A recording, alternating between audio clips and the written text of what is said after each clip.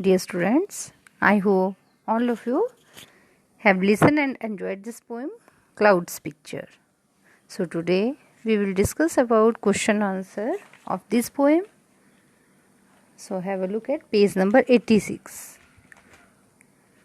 Question first, A part. Answer these questions with reference to the context. For many pictures there I see, so clear, although so far from me. Question first is, where does the poet see many pictures? कवि ने वह बहुत सारी आकृतियाँ कहाँ देखी? Answer is, the poet sees many pictures in the clouds. कवि ने वे सारी आकृतियाँ, वे सारी पिक्चर्स बादलों में देखी. Second question is, what are these pictures formed of? वह पिक्चर्स, वह आकृतियाँ किस चीज़ की बनी हुई थी? So the answer is, these pictures are formed of fleecy cloud. Way pictures जो वहाँ कलाकृतियाँ बनी हुई थी, वे कलाकृतियाँ बहुत ही कोमल और बहुत ही सॉफ्ट, नाजुक से बादलों की बनी हुई थी. Question third is, describe any two pictures the poet sees. कवि ने जितनी भी आकृतियाँ वहाँ पर बादलों की देखी, उसमें से दो पिक्चर्स के बारे में आप बताइए. So the answer is, the poet sees pictures of a stately fleet of white sailboat and grey-winged birds in the clouds. कवि ने जो वहाँ पर बादलों की आकृतियाँ देखी, उसमें उन्होंने सफ़ेद किश्तियों का झुंड देखा और ग्रे कलर के पंखों वाले पक्षी देखे वहाँ पर बादलों में. B part. Answer these questions briefly.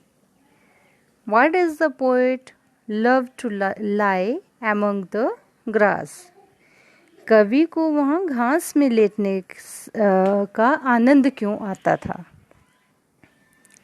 So the answer is, the poet loves to lie among the grass and watch pictures from the clouds.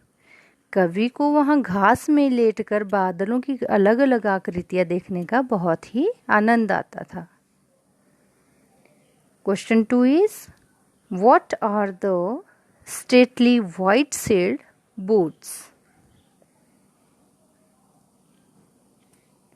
So the answer is, the stately white sailed boats are the slow and elegant boats that are formed in the clouds. Stately और white sailed boats जो हैं, वो धीरे धीरे चलते हुए बहुत ही धीरे और बहुत ही धीरे धीरे चल रहे थे और बहुत ही एलिगेंट बोट और बहुत ही कोमल सी किश्तियों की तरह लग रहे थे, जो कि बादलों के झुंड थे. Question three is, where does the poet see the grey-winged cloudbirds? कवि ने ग्रे कलर के पंखों वाले पक्षी कहाँ पर देखे?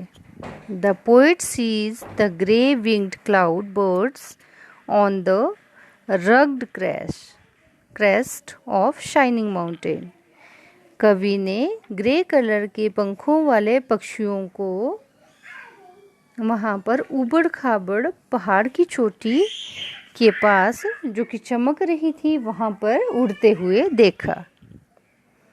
Question fourth is, how is the sky at sunset describe in the third stanza?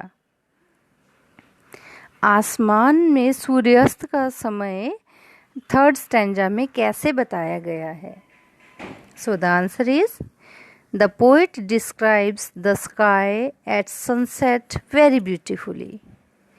He says that there must be firelets over the radiant bar of the setting sun, where there are crimson-colored islands with golden lakes and towers reveled in the crimson light.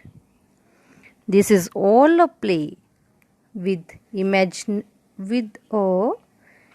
imagery to demonstrate the beauty of setting sun. कवि ने इस कविता में आसमान में सूर्यास्त को बहुत ही सुंदरता के साथ दर्शाया है। वह कह रहे हैं कि आसमान जो है बहुत ही सुंदर नज़र आ रहा है जब वहाँ पर सूर्यास्त का समय था और वहाँ पर बिल्कुल गहरे लाल रंग की रोशनी नज़र आ रही है जो कि वहाँ पर द्वीपों पर पड़ रही है और जो नदियाँ हैं वे सुनहरी नज़र आ रही हैं और जो टावर्स हैं उन पर भी वो गहरे लाल रंग की क्रिम्सन लाइट पड़ रही है। तो इस तरह उन्होंने प्राकृतिक सुंदरता का विश्लेषण इसमें किया हुआ है जिसमें उन्होंने सनसेट के बारे में बताया हुआ है।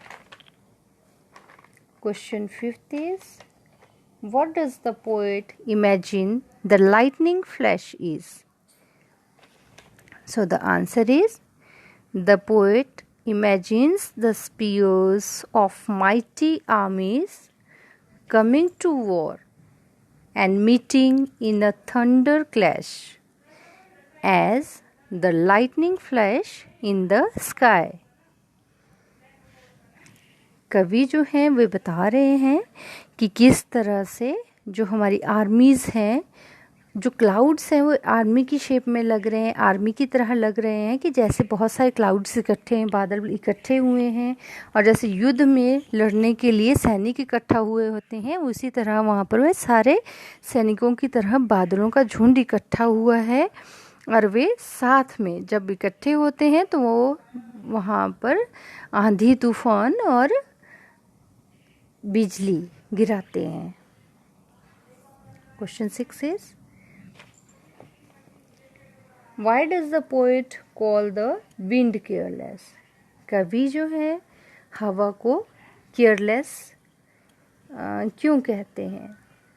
The poet calls the wind careless because it blows away the clouds with the pictures that the poet likes to watch in the sky.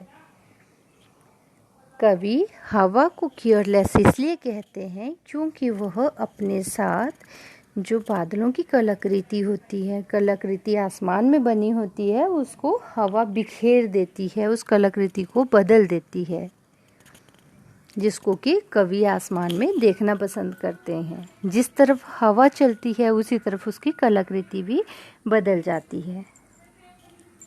Thank you.